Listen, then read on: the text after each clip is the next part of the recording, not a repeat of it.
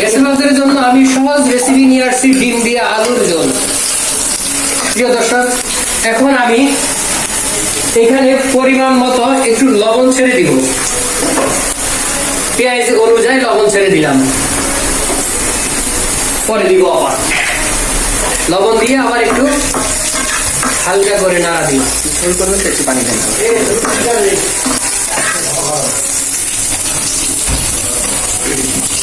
প্রিয় দর্শক, এখন আমি পরিমাণ মতো আপনার হলুদ দিচ্ছি,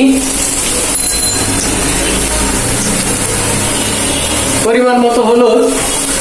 এখন দেখবেন পেঁয়াজের একটা এক্সট্রা সুন্দর কালার চলে আসছে, এতক্ষণ ছিল সাদা, এখন দেখতেছেন বাহ কি দারুণ,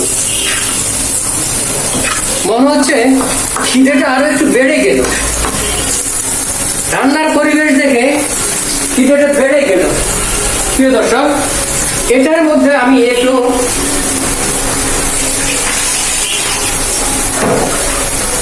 পানি হয়ে গেল। এখন আমি কুচি করা আলুগুলো ছেড়ে দিলাম, সম্পূর্ণ আলু